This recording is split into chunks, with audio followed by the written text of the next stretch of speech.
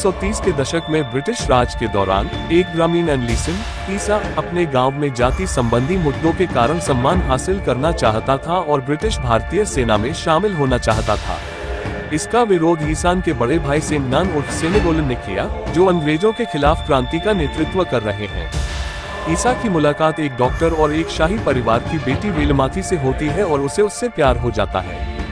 हालांकि उसे पता चलता है कि वेलमाथी किसी और से प्यार करती है और उसके बारे में भूल जाती है। ईसा जल्द ही सेना में शामिल हो गए और उनका नाम मिलर रखा गया, लेकिन वह खुद को कैप्टन मिलर कहते हैं।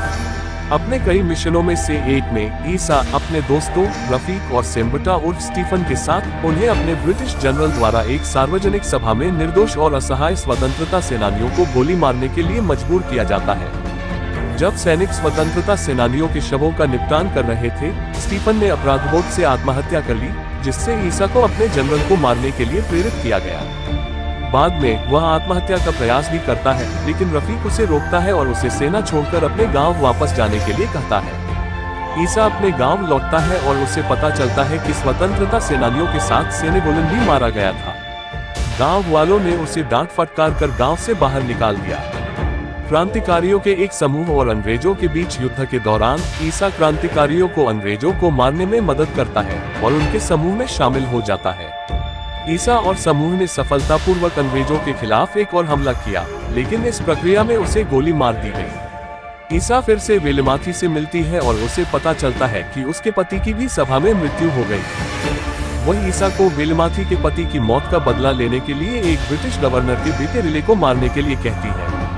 इस बीच ब्रिटिश सरकार को राजा राजाधिपति से एक कीमती रत्न के बारे में पता चलता है, जो 600 साल पुराना है, और राजाधिपति के मंत्री कनाकसाबाई की विवेकपूर्ण मदद से इसे जब्त कर लेता है, जो मंदिर के देवता भगवान शिव के नीचे रत्न के स्थान का खुलासा करता है। हालांकि राजाधिपति अपने लिए रत्न चाहता है और इसके बारे में कुछ भी बताए बिना ईसा को इसे पुनः प्राप्त करने के लिए कहता है। वह अपने बेटे राजकुमार से पूरे ऑपरेशन की निगरानी करने और उसे और उसके क्रांतिकारी समूह को सफलतापूर्वक प्राप्त करने के बाद मारने के लिए भी कहता है। ईसा ने इसे अंग्रेजों से सफलतापूर्वक प्राप्त कर लिया और रिले को भी मार डाला, जो इसे चुराने में भी शामिल था और उस नरसंहार के लिए जिम्मेदार था जिसमें ईसा सेना में रहने के दौरान शामिल था। हालांकि ईसा रत्न ले जाता है और सीलोन भाग जाता है, क्योंकि उसे पता चलता है कि राजाधिपति की योजना क्या है। ईसा का पता बताने के लिए अंग्रेजों ने ग्रामीणों पर अत्याचार किया। अगली सुबह वह रत्न के साथ गांव लौटता है और ब्रिटिश सैनिकों पर हमला करता है और ग्रामीणों को परेशान करता है और मारता है, जबकि वेंडी और उसके लोगों का पीछा करता है। भारतीय सैनिक सब कुछ छोड़कर ईसा के सामने आत्मसमर्पण कर देते हैं। उनका कहना है कि वेंडी वीरावनेल्लूर से 700 सैनिकों की सेना के साथ लौटेंगे। वेलमाथी और अन्य लोग ग्रामीणों की रक्षा करते हैं और राजाधिपति को मार देते हैं, जबकि ईसा राजाधिपति के बेटे को मार देता है। ग्रामीण अंततः मंदिर में प्रवेश करते हैं, क्योंकि राजाधिपति ने उन्हें 600 वर्षों तक मंदिर में प्रवेश करने से मना किया था। ईसा और क्रांतिकारी सेना पर हमला करते हैं और बाद में रफीक और सेनेगोलन द्वारा उनकी सहायता की जाती है, जो वास्तव में अभी भी जीवित है और अंडमान में एक अन्य क्रांतिकारी समूह का हिस्सा है। ईसा और क्रांतिकारियों ने रफीक और सेनेगोलन के साथ मिलकर ब्रिटिश सेना को हराया और गांव की रक्षा की। रत्न को वापस मंदिर में स्थापित कर दिया जाता है और ब्रिटिश साम्राज्य ईसा, रफीक, सेनेगोलन और अन्य क्रांतिकारियों पर इनाम जारी करता है।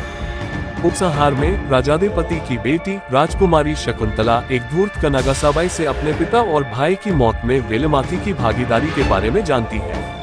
वह उससे ईसा, रफीक, सेनेगोलन और अन्य क्रांतिकारियों से बदला लेने के लिए निकलती है। हेलो दोस्तों, ये वीडियो अगर आपको पसंद आता है तो प्लीज़ सब्सक्राइब, लाइक और कमेंट जरूर करना। धन्यवाद।